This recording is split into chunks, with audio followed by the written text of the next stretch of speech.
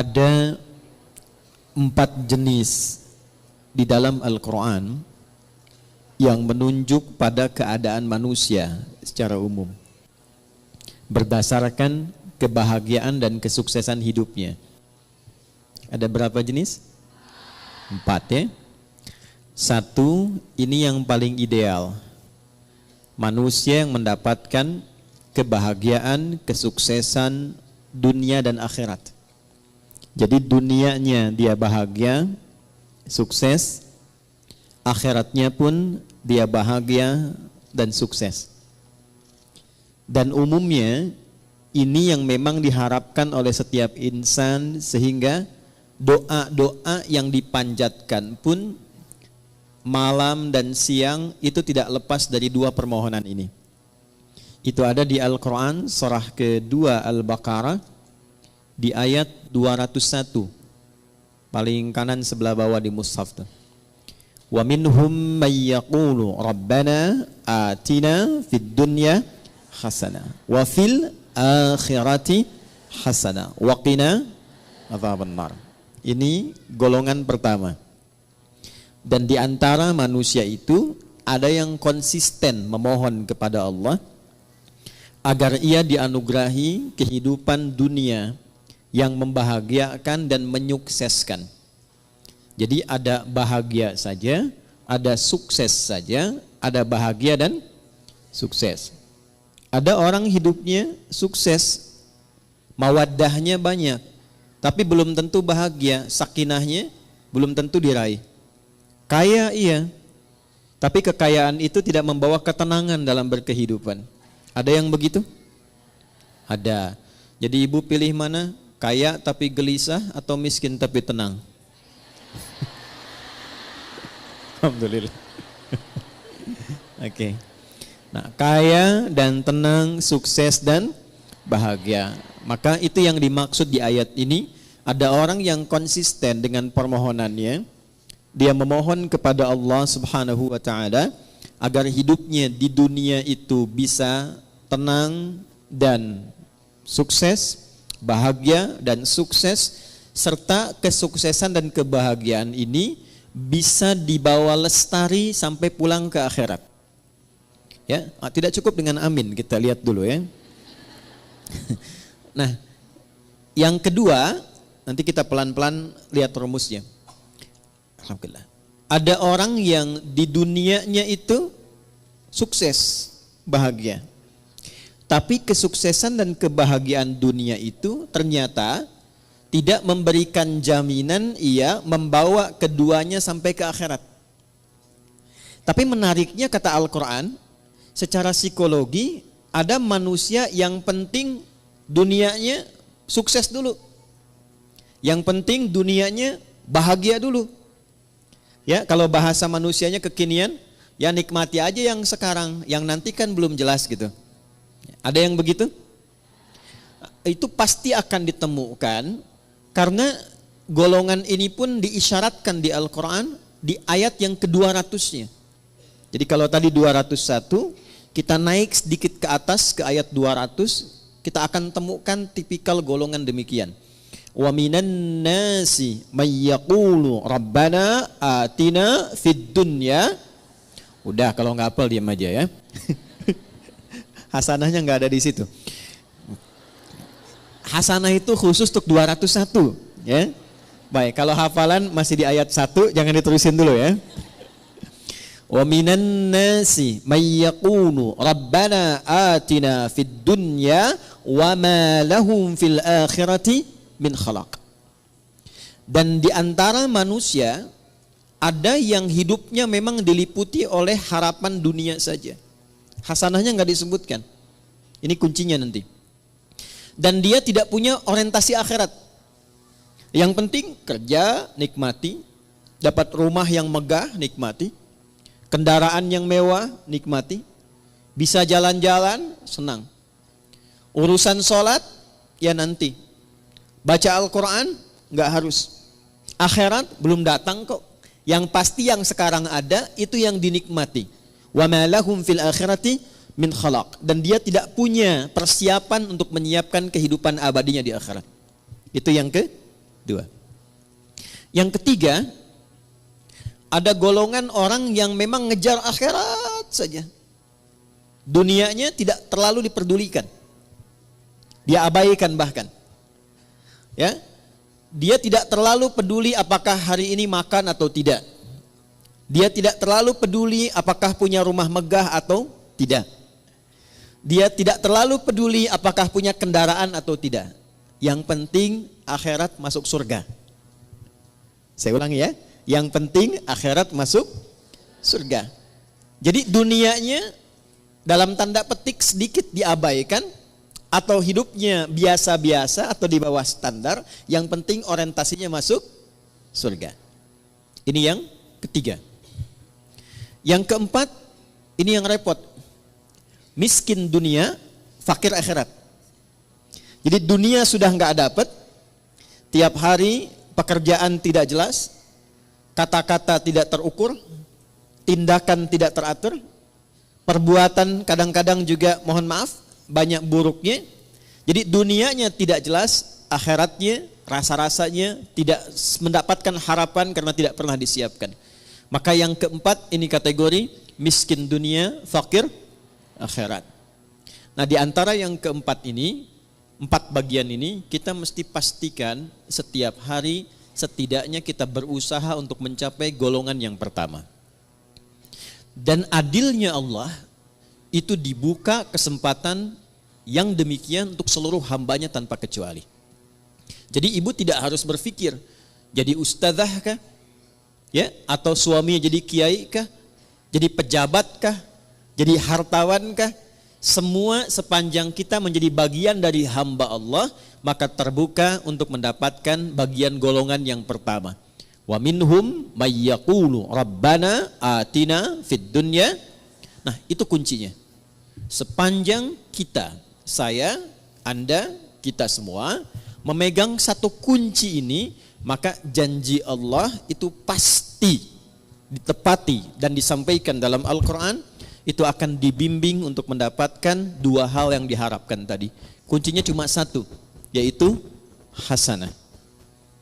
Hasanah ini bukan nama ya Bu ya. Jadi kalaupun ibu punya nama Hasanah pagi ini, tapi kalau prakteknya tidak diamalkan, itu belum tentu bisa meraihnya. Jadi ini kuncinya.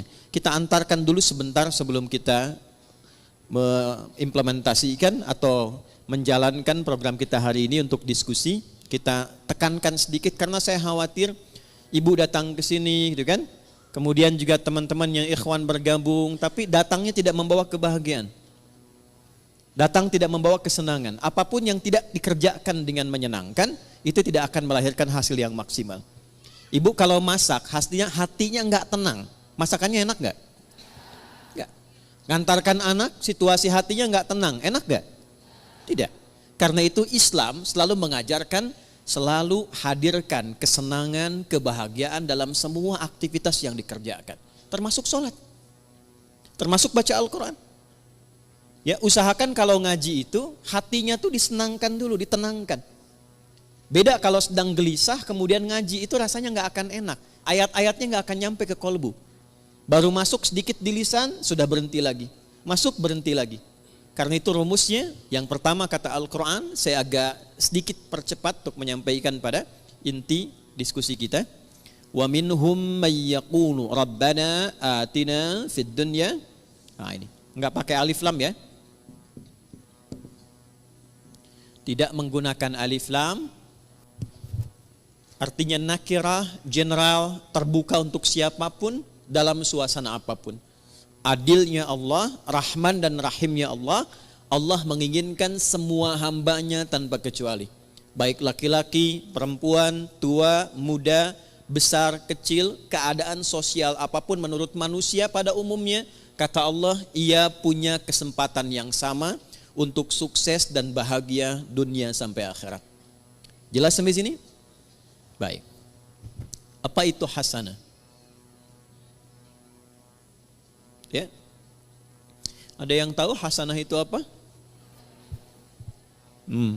Ya. Ya itulah ya.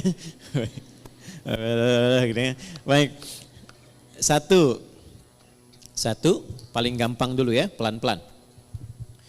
Hasanah itu sifat dari karakter ihsan. Nanti satu kata, akar dasarnya itu hasuna, hasan. Nanti kegiatan untuk mendapatkan itu disebut ihsan, ahsana yuhsinu. Nah, akumulasi karakternya, sifatnya, atau bahkan value hasilnya, itu disebut hasanah namanya. Jadi kalau kita mengerjakan sesuatu dengan sifat ihsan, nah itu hasilnya disebut dengan hasanah. Saya ulang ya. Kalau kita mengerjakan segala hal dengan sifat ihsan. Sifat ihsan. Ini, ihsan.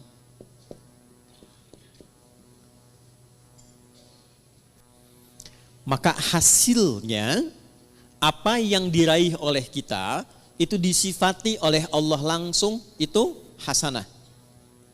Contoh, saya mau minum, fungsi minum itu menghilangkan haus. Jadi kalau ibu minum pakai tangan kanan, pakai tangan kiri, haus tetap hilang. Sepakat? Baik.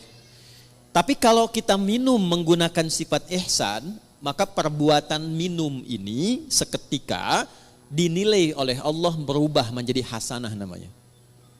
Jelas sampai sini? Baik. Saya ulangi lagi dengan contoh yang lain. Saya mau berpakaian. Berpakaian orang punya gaya masing-masing. Tapi ketika cara berpakaian ini dilakukan dengan ihsan, maka cara berpakaian kita itu disebut apa? Hasanah namanya. Nah, bagaimana semua perbuatan ini bisa dilakukan dengan ihsan? Maka rumusnya ditemukan dalam hadis Muslim, nomor hadis ke-8. Agak cepat ya.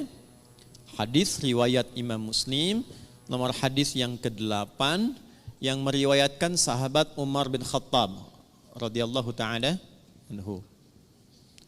Kalau ibu ingin agak sedikit pendek, enggak terlampau panjang dan tebal jilidnya, panjang hadisnya, tebal jilidnya, Imam An-Nawawi pernah mengambil 42 hadis inti kehidupan. Jadi selama kita berkehidupan, kalau belajar 42 hadis ini, kehidupannya akan cenderung mendekatkan pada kebahagiaan dan kesuksesan. Dalam bahasa Arab, 40, 41, 42, sekitar 40-an, itu disebut dengan arba'in namanya. Maka beliau memberi nama kitab hadisnya dengan Al-Arba'in. Dikenal dengan Al-Arba'in An-Nawawiyah. Itu hadis nomor 8 di Sahih Muslim ini diletakkan oleh beliau, disusun di urutan yang kedua. Ya.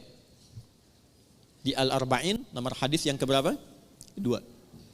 Tentang iman, Islam, dan ihsan. Nih, dapat ini. قال عن أبي حفص عمر بن الخطاب رضي الله تعالى عنه بينما نحن جلوس عند رسول الله صلى الله عليه وسلم إذ طلع علينا رجل شديد بياض الثياب شديد سواد الشعر لا يرى عليه أثر السفر ولا يعرفه منا أحد فجلس إلى النبي صلى الله عليه وسلم ووضع كفيه على كفيه ووضع رجليه على رجليه ووضع كفيه على فخذيه فقال يا محمد أخبرني عن الإسلام فقال رسول الله صلى الله عليه وسلم الإسلام أن تشهد أن لا إله إلا الله وأن محمد رسول الله وتقيم الصلاة وتؤتي الزكاة وتصوم رمضان وتحج البيت إن استطعت إليه سبيلا قال صدقت فأجبنا يسأله فيصدقه فسأل يا محمد أخبرني عن الإيمان فقال أن تؤمن بالله وملائكته وكتبه ورسله واليوم الآخر وتؤمن بالقدر خيره وشره قال صدقت قال فعجبنا يسأله فيصدقه فسأله يا محمد أخبرني عن الإحسان أخبرني عن الإحسان فقال أن تعبد الله كأنك تراه فإن لم تكن تراه فإنه يراك. Paham? Tidak. Baik. Dari sahabat Umar bin Khattab radhiyallahu taala anhu, saya agak cepat. Satu kali tiba datang seseorang laki-laki. Bajunya itu bersih, putih bersih. Rambutnya tertata rapi. Kemudian kami nggak kenal orang ini dari mana dan tidak nampak pada dirinya bekas-bekas lelah mampir. Fajalasa ilan Nabi sallallahu alaihi wasallam, lantas beliau maju dalam ta'limnya Nabi, maju ke saf depan. Kemudian yang paling menarik itu meletakkan lututnya dekat lutut Nabi, ya, fa asnada rukbatayhi ila rukbatayhi wa wada'a kaffayhi ala fakhidhayhi, dan meletakkan telapak tangannya di pahanya. Ini memberikan kesan, satu, sebelum sampai ke isi hadisnya, memberikan kesan Nabi sedang mencontohkan malaikat yang sedang menyamar menjadi penuntut ilmu kalau ingin sukses belajarnya. Bukan hanya untuk ibu yang dari majlis taklim sekarang. Misal, anaknya ibu ingin sukses di sekolahnya, yang sedang kuliah di kampus ingin sukses belajarnya, maka tiru pembuka hadis ini tips bagaimana menjadi seorang penuntut ilmu yang sukses dan cepat mendapatkan ilmunya. Satu, ini yang langsung contohkan malaikat yang menyamar, dan itu diminta oleh Nabi untuk ditiru. Karena nanti di akhir hadisnya Nabi mengatakan, hadza Jibril atakum liyu'allimakum dinakum. Ini Jibril yang sedang menyamar, datang untuk mengajarkan kepada kita bagaimana tentang pokok-pokok ajaran agama kita. Satu, kalau datang ke majlis ilmu, kata Nabi lewat hadis ini, tiru Jibril alaihi salam saat menyamar, fokus untuk datang. Pertama, kenakan pakaian terbaik supaya nyaman. Jadi kalau sejak saat akan berangkat itu kita sudah menyiapkan diri, mengenakan pakaian yang rapi, jadi kerapian itu menunjukkan kesungguhan. Satu. Yang kedua, upayakan gak mampir-mampir, sehingga fokusnya itu nanti kepada pelajaran. Kalau ibu berangkat ke sini, jam 6 berangkat, tapi agendanya mampir dulu soto sebelah sana, kupat tahu pada larang sebelah sana, kan? Kemudian mampir dekat situ ada mie ayam, ya. Jadi 30% sudah diambil, nyampe sini sudah terlambat, tinggal fokusnya 70%, ya. Oke, kemudian ketika sampai, upayakan sedapat mungkin ambil saf pertama. Sedapat mungkin. Ya, kemudian terus ke belakang, terus ke belakang, terus ke belakang. Sehingga apa yang kemudian disampaikan lebih mudah didengar. Lebih jelas, lebih baik. Awas nih, ini mahasiswa kadang-kadang datang sudah masuk kampus, duduk paling belakang, sudah nggak pernah nanya, absen titip teman tuh ya. Nah, itu bukan tipikal seperti yang diinginkan hadis ini. Kalau ingin sukses, ambil akses yang memudahkan kita untuk mendapatkan informasi. Kalau enggak terlampau dekat di depan, cari yang dekat mic, ya, supaya mudah mendapatkan apa yang disampaikan. Lalu setelah itu, ini dia poinnya. Beliau kemudian bertanya. Kalau tidak tahu, tanya. Kalau ingin dapat informasi baru, tanya. Itulah sebabnya kenapa tema hari ini kita tanya jawab, salah satunya ingin mengamalkan hadis yang disampaikan ini. Tapi sebelum ke sana, kita ingin pastikan semua yang bertanya itu berada dalam naungan kasih Allah untuk mendapatkan kebahagiaan dan kesuksesan dalam hidupnya. Di antara yang ditanyakan itu ada 4 pertanyaan. Satu di antara 4 ini adalah ihsan.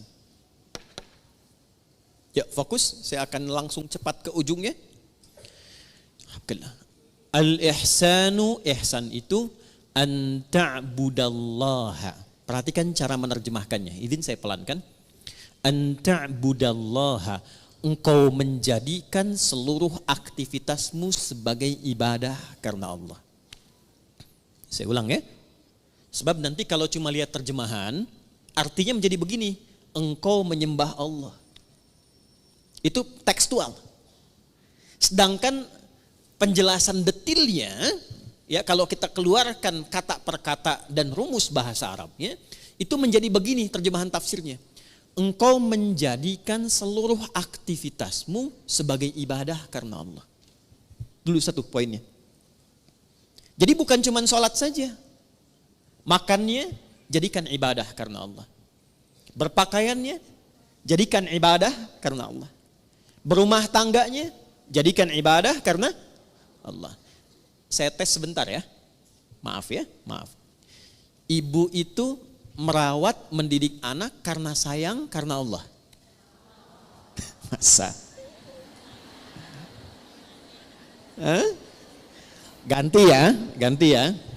Baik. Ibu itu berpartner dengan suami karena cinta atau karena Allah? Ini maksa banget ya, cinta karena Allah. Udah. Itu ada cirinya. Gini contoh.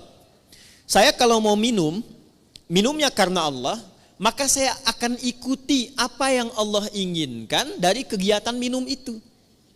Bukan sekedar minumannya, Bu. Allah suka apa tidak ini? Ya. Ini jenis minumannya disukai Allah atau tidak? Tidak mungkin ada seseorang yang ingin minum karena Allah, tapi dia meminum sesuatu yang tidak disukai Allah. Allah suka bir tidak? Whisky. Dan mustahil ada orang minum bir pakai bismillah kan? Bismillah. Mudah-mudahan dosanya kurang dikit, kan nggak mungkin. Ya kan? Nah, yang kedua, bukan hanya minumannya benar, ini minuman Allah suka. Minuman yang baik, yang halal. Tapi cara minumnya pun dia ikuti seperti Allah inginkan. Contoh begini. Bagaimana cara minum yang baik yang Allah inginkan? Diajarkan oleh Nabi SAW, idza quddimat ta'am, jika hidangan itu ditampilkan. Perhatikan kalimatnya. Khudh biyaminika ma yalik, ambil dengan tangan kananmu. Satu. Yang paling dekat denganmu. Ini ada di sini misalnya. Izin. Kemudian di sisi lain ada minuman yang agak jauh. Yang diinginkan oleh Allah, contoh lewat Nabi, ambil yang paling dekat dengan tangan kananmu. Ketika ibu meminum seperti ini, diambil yang paling dekat dengan tangan kanan, dalam rangka menaati Allah lewat petunjuk Rasulullah, itu sudah masuk kategori ihsan. Selanjutnya, Sammillaha au qulu bismillahirrahmanirrahim. Sebelum diminum, ucapkan dulu bismillahirrahmanirrahim. Itu saat dilakukan semua tahapan itu, maka kegiatan minum itu disebut ihsan namanya. Biar jelas ya Bu ya. Contohkan nih biar jelas. Ini buka dulu tutupnya. Ya, karena nggak mungkin diminum dengan tutup. Ya.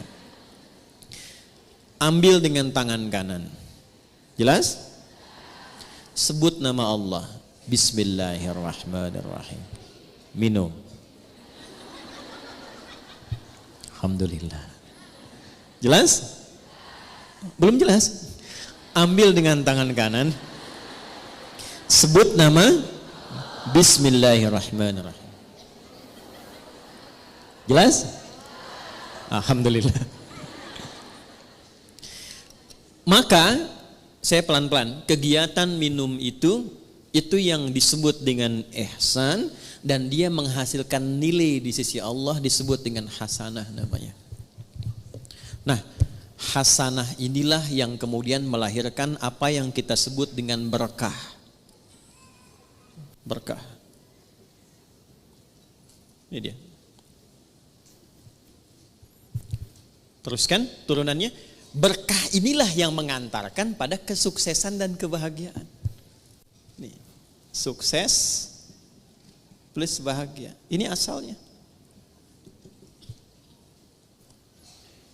Dan keduanya ini tidak berhenti di dunia. Sepanjang dilakukan dengan sifat ihsan, ditulis dengan hasanah, keluar sifat berkah, mengantarkan pada sukses dan bahagia, dan perjalanannya terus panjang mengiringi sampai ke akhirat. Nih, sampai ke akhirat. Pelan-pelan ya.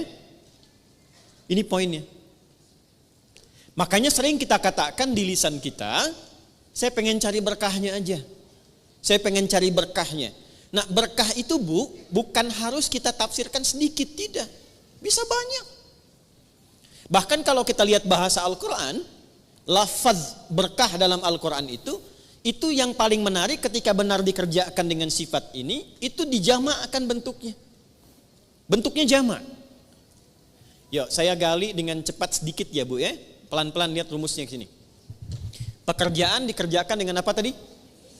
Nah, rumus untuk menjadi ihsan itu, rumusnya 2, iman plus takwa. Iman plus takwa sama dengan ihsan. Karena itu sering kita diminta dalam Al-Quran, tingkatkan takwamu, tingkatkan takwamu. Pernah dengar nggak kalimat itu? Ya, tingkatkan takwamu. Dan kalimat takwa itu seringkali dibuka dengan iman atau disandingkan dengan iman. Ali Imran ayat 102, ya ayyuhalladzina amanu taqullaha haqqa tuqatih. Iman dan takwa, iman dan takwa. Kenapa kita diminta beriman dan bertakwa? Supaya muncul karakter ihsan. Kenapa bisa menjadi ihsan? Supaya mendapatkan hasanah. Kenapa hasanah penting? Supaya meraih berkah. Kenapa berkah penting? Supaya harapan kita terkabulkan. Semua pekerjaannya sukses, hasilnya membahagiakan. Dan jaminannya bukan cuma di dunia, akan wafatnya juga diberikan kedamaian. Di alam kuburnya diberikan keberkahan. Di akhiratnya dibuka keberkahan. Jadi kalau sudah muncul iman takwa, lahir ihsan, itu keberkahan dibuka di langit dan di bumi. Saya ulangi, di langit dan dibuka, di langit dan di bumi itu dibuka. Ada di Quran surah ke-7 ayat 96. Rumus ini ada Quran di Quran surah ke-7 Al-A'raf ayat 96. Yuk kita lihat pelan-pelan. Walau anna ahlal qura, buka mushafnya, amanu iman, wattaqau taqwa, la fatahna alaihim barakatin, berkah jamak sifatnya. Lihat ayatnya. La fatahna alaihim barakatin minas sama'i wal ardh. Langit dan bumi. Ada ayatnya? Quran surah 7 ayat 96. Walau anna ahlal qura amanu wattaqau la fatahna alaihim barakatin minas sama'i wal ardh. Ada ayatnya? Oke. Sudah? Pelan-pelan. Jadi ketika ayat itu diturunkan kepada Rasulullah sallallahu alaihi wasallam, yang diinginkan bukan sekedar jadi bacaan. Kita baca dapat pahala insyaallah. Dapat pahala dan pahalanya pun disebut hasanah. Tapi kalau kita amalkan isinya, nah amalan itulah yang menjadikan kita mampu meraih keberkahan, sehingga keberkahan ini mengiringi kesuksesan dan kebahagiaan yang kita harapkan dalam berkehidupan di dunia. Jadi kalau ayat rumah tangga dibawa ke rumah tangga, dipraktekkan dengan sifat ihsan. Suami menjadi suami dengan sifat ihsan. Istri mempraktekkan ayat Quran dengan sifat ihsan. Maka kehidupan rumah tangga akan cenderung mendapatkan berkah. Berkah itulah yang mengantarkan pada kebahagiaan dan kesuksesan. Itu dibawa pulang sampai ke akhirat.